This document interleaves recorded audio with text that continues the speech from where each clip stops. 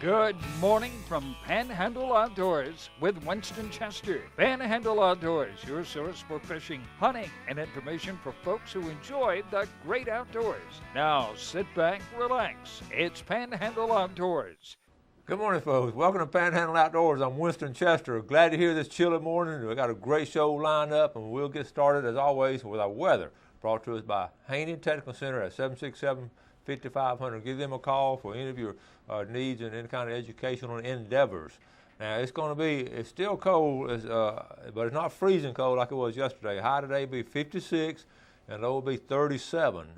So it's going to be a little bit better. We're looking at a little slow warming trend, and by the weekend we're looking at Saturday probably 71, and they're saying Sunday might get up to 74. Of course, with that will bring another round of rain, so just be prepared for that. The water temperature is at 67 degrees. Let's take a look at our river readings. The Apalachicola at Bluntstown, not much going on. It did have a little bit of bump in it. We talked about if you're fishing up in those creeks sometime and you just see a little small bump on a river reading like this, the creek's going to be even more, like it was like 2 days ago, even more prevalent in its change. The Choctawhatchee at Caryville, and it's going up today now. It's going to start rising today. And we're looking at a reading now of a 3.2, and getting on up there about a 4.4 by Thursday. But for the weekend, looks like it's going to be dropping out. So you have some falling water for the weekend if you plan to fish anywhere around that Choctawhatchee River Basin. I'll take a look at a tide chart brought to us by Kent Forest Lawn Funeral Home and Cemetery. And they're located here on 23rd Street. Good folks over there, and their motto is when carrying counts. We're looking at an average tide today. Today is November the 19th on a Wednesday. We have a low tide at 3:34, and a high tide is coming in this afternoon. It's 3:34 a.m. now, so it's coming in all day, and it's going to be high at 6:43 tonight. But looking at the whole weekend, we got some really strong tides for the weekend on Friday and Saturday. So Saturday might be a good day to get out if we be right ahead of that little front again. And our marine forecast today be coming out of the northeast at about 5 to 10. All right, that takes care of all of our Panhandle Outdoors weather. We'll take our break, come back with our special guest.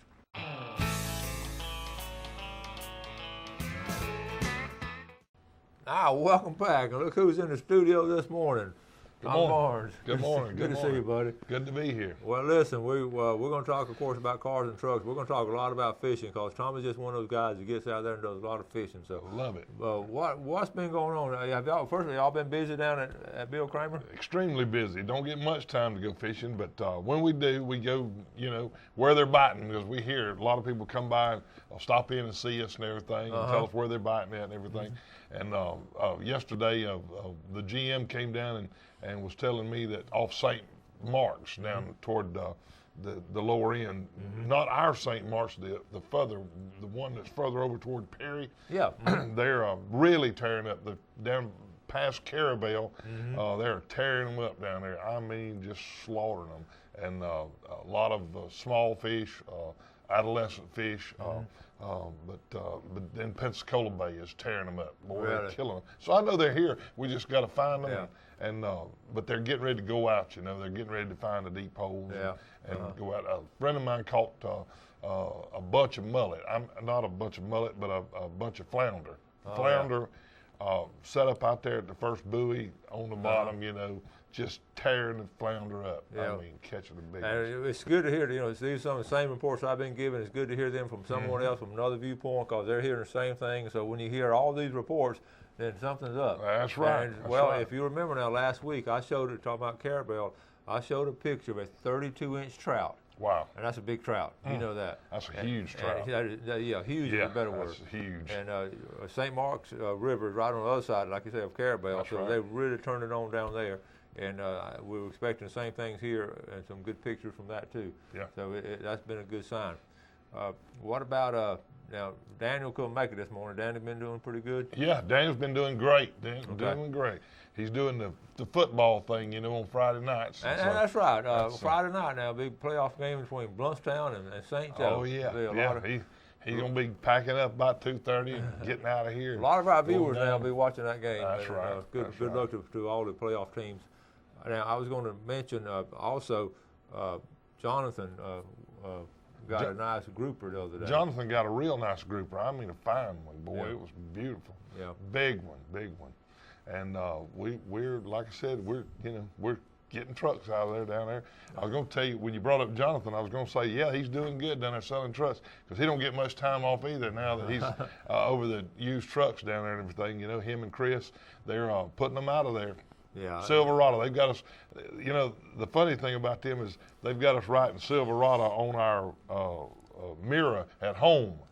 You know, when you get 17 salesmen, 18 salesmen, and you get them writing Silverado, we get that embedded in our memory, and we just naturally want to sell a Silverado. There you go. And now's time to get it. You know. Well, I tell you what, I sure love my truck. We got $10,000 off. We got 3 trucks down there. We got $10,000 off.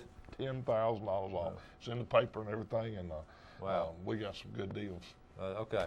Speaking of some good deals and all that, you know, we're always talking about what a good situation we have here in Panhandle Outdoors to show the pictures weekly of everything going on as far as, you know, fishing and hunting and you know, nowhere else in America, I don't think you get this kind of updated weekly information with pictures. Absolutely. And we're very proud of that. We want to thank our viewers for doing that. Now, so we get so many pictures, and we love all our pictures, but every now and then I get a picture that I put in a category of incredible. Absolutely. And this next picture I'm going to show you, I mean, it's an amazing picture. It's here locally. It's not off the internet. 98% of our pictures are local. Every now and then I get some off the internet, but I'll tell you ahead of time. But this is a local picture. One of my students is a senior, Harris Marshall. Now, Harris was our student of the month the very first time we did it in September. He's our Outdoor Ed Club president, so that tells you what his peers think of him.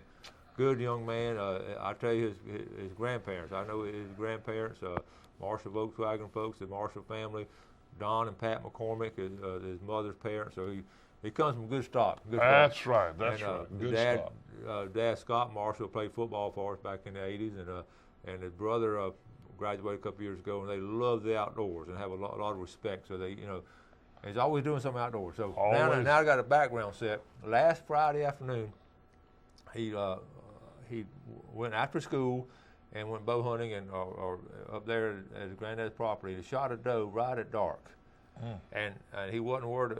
The doe ran off in the woods, but he got a blood trail and all, but it was right at dark, so he didn't trail in there. He said, well, I'll just go back tomorrow morning, or Saturday morning, and just get her. Wow. And he said he got up the next morning and went in there, walked in there to find this doe, and he said, Coach, he said, look at this picture. This is what I found. Folks, that's the coyotes. This is incredible to me. The coyotes got in there that night, and they did not leave hardly anything. That's amazing, isn't it? My goodness gracious. I mean, I've seen coyotes where they've torn up part of a deer and all, but this pack of coyotes were hungry. So that's up there around Wausau. So, you know, we talk about taking care of nature. Nature takes care of itself. Absolutely. But what really concerned me on something like this, you stop and think about it, what big old pack of coyotes, and most deer can elude coyotes, but then when they're young, just born and all, a yearling, they got to be well hid to be protected from coyotes. So when you get that many coyotes in there, I know that a lot of folks like to take them out, and that's a good reason to take them out. Let's take this break, and we'll be right back. We're going to talk about hybrid fishing. We're going to show you on the map where to go hybrid fishing with Tommy.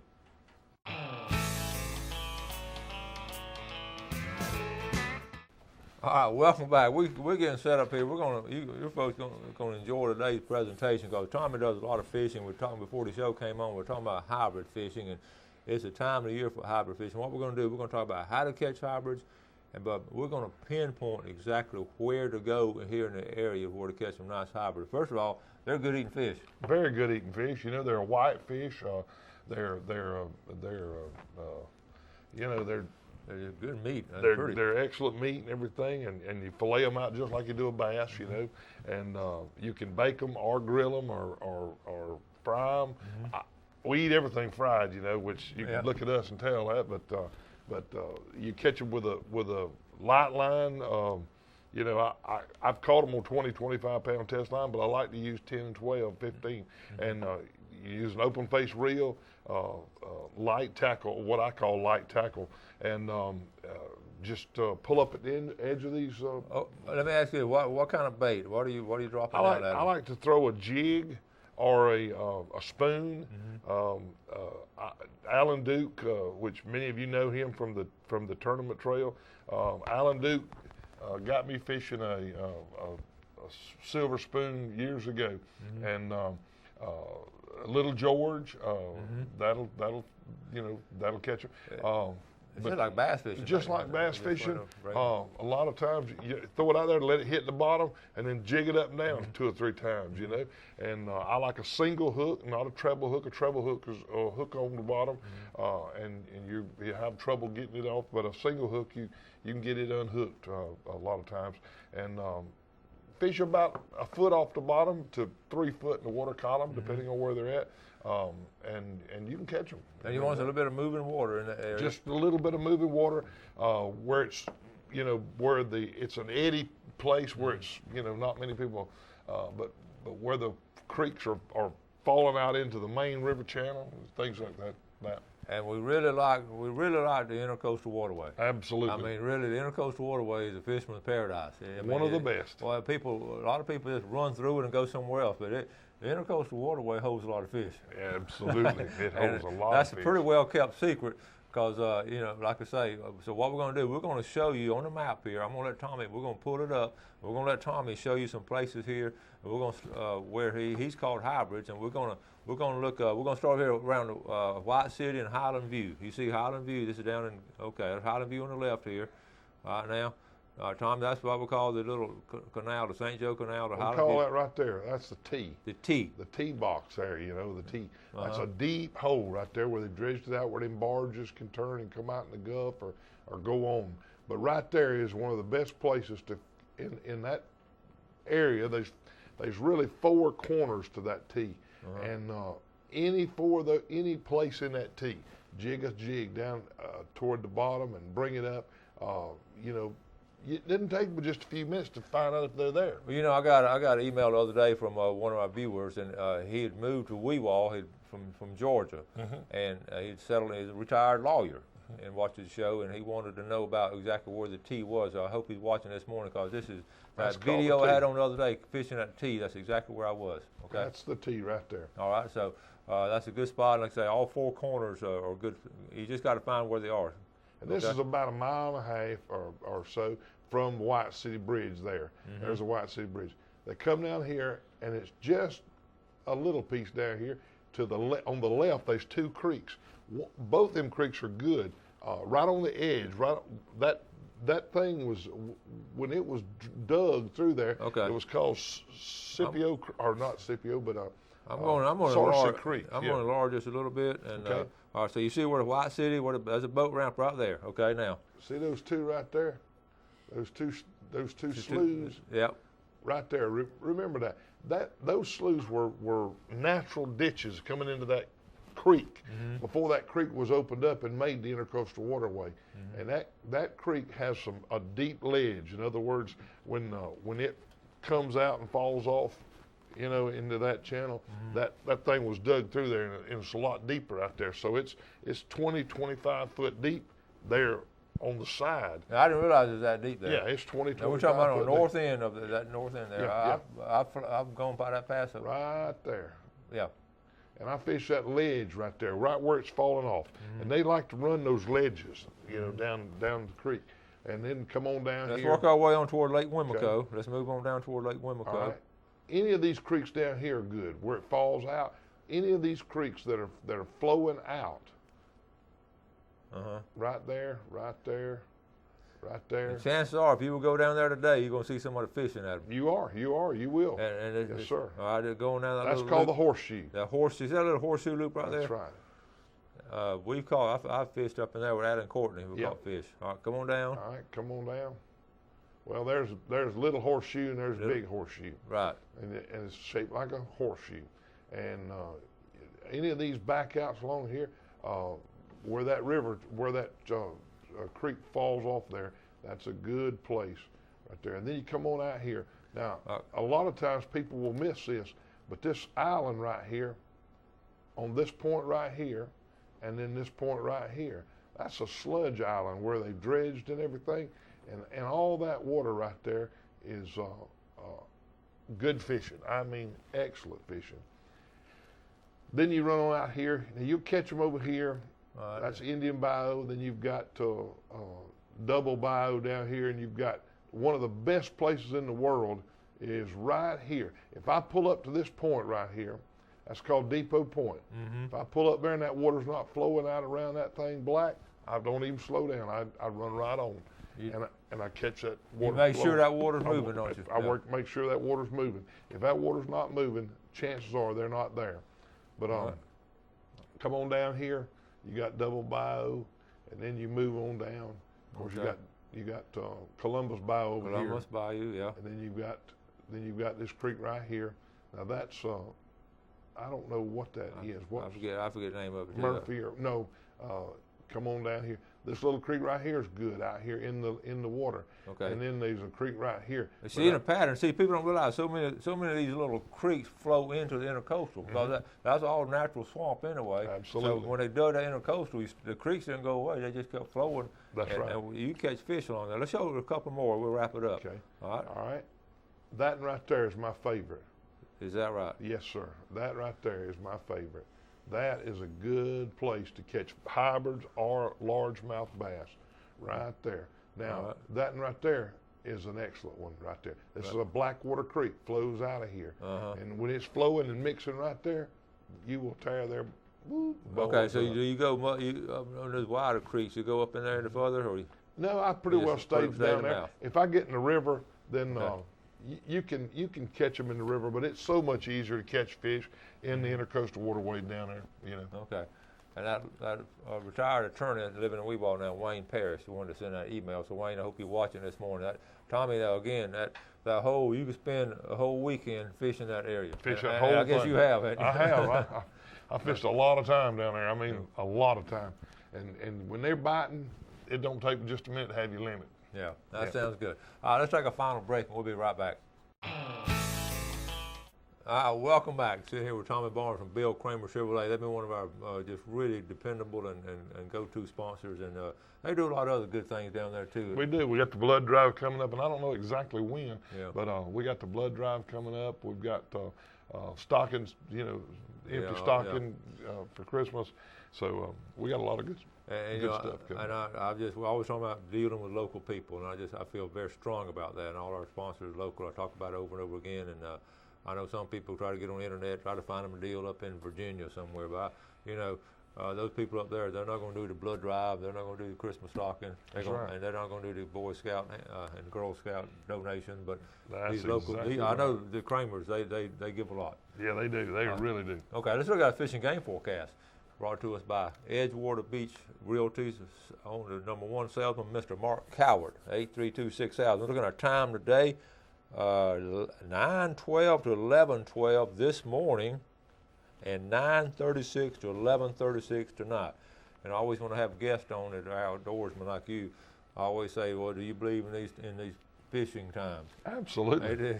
You've been there plenty enough to know they're going to be in that period of time. That's right. And there are other variables and factors that you have to look at too, but it's a good deal. I want to say a special good morning too. I haven't had a chance yet to welcome all the snowbirds down here. Snowbirds. They're showing up, and I know with this cold weather, with half the country under snow, I know they're glad to be here in Panama City or Florida Panhandle. Now they're sort of scattered out. We got some in Mexico Beach and live in White City and all over the place. Thanksgiving right around the corner. Thanksgiving's coming up. Turkey, frying. Woo, boy. Are you ready? Yes, sir. Now, ready. How do you like cooking your turkey? Well, we're going to take ours. We're going to cook about a 15, 18-pound turkey this year, and we're going to inject it and then cook it in the oven. We haven't done an oven-cooked turkey in several years. Most of ours have been fried or whatever, but we're going to do an oven-cooked turkey this year. That's funny you say that, because a lot of people are going back to an oven cook, but still all the other turkeys are still good. I mean, we always smoke a turkey, but those oven baked turkeys are good. Well, it's been several years since we had one like that, so we're looking forward to it. You're going back to the foundation, the fundamentals of Thanksgiving. Going back to the fundamentals of Thanksgiving. And I always like to ask my students and all of my different people that I know, what are you thankful for Thanksgiving? Always is so enriching to hear their voices talking about what they're thankful for. This Thanksgiving, what are you going to say you're thankful for? Well, I'm thankful for the Lord Jesus Christ. That's the main thing, But I'm just so thankful for my family and friends and everything. Well, I know, and it's really neat to to get different people talking about what they're thankful for, because it is a time of Thanksgiving. And I hate to see people start decorating for Christmas before Thanksgiving. Isn't that but the everybody does that. Man, I want to reach out and pop somebody. Well, we don't do it. Now, right after Thanksgiving, man, we start putting up all that Christmas stuff. I saw a sign the other day said it was the Thanksgiving turkey, and held a gun on Santa and said, "Wait a minute, Buster." So this is my holiday. Yours is next. That's true. So, all right, let's got a couple minutes left. Well, is this a good time of the year to buy a vehicle? That's a loaded question. It's the best time of the year, the best prices. I mean, the number one time of the year to buy. But seriously, it is. The end of the year is coming up. End of the year's, we're closing all the 14s out, bringing all the 15s in. Now, from here till the first of the year, you're going to get great deals. You're going to save all kind of money. And so, if you need a 4-wheel drive for hunting season, you've been putting it off for several years. Hey, now's the time to do it. Now's the time to come shop with us, because we've got the economical cars. And let me say this: for all you who are challenged credit, where your credit's been damaged or whatever, for whatever reason, we have a new credit line at Bill Kramer Chevrolet Cadillac Buick GMC in Panama City, where you come down, and if you'll work with us, stay with us. It takes a couple of weeks, but we can get it right. We can get it done. And it's easier now than it used to be. Good folks down there, and if they don't want to buy a vehicle, they just go down and talk about fishing and hunting. Talk about fishing and hunting. If we're not talking about cars, we're talking about fishing and hunting. And y'all have a coffee down there? We got some coffee down here, so we got coffee. We got it strategically placed on different positions in the lot, Okay, well, Tom, as always, we appreciate you coming. Hey, good to be here, Coach. Coach. Early and all, run by and see Tommy down there and speak to all those guys and all. So we're going to have to wrap it up. Send in your pictures, and we'll show them on here. And we got some great shows coming up this weekend, next week. So always stay tuned to Panhandle Outdoors, America's only local outdoor TV show. Thank y'all for watching. We want to thank the good Lord for these beautiful sunsets and those hungry fish. Do something good for someone else, and God bless. Thanks for joining us for Panhandle Outdoors with Winston Chester. Panhandle Outdoors features hunting, fishing, and other activities and information to help you enjoy the great outdoors. Join us next time for Panhandle Outdoors.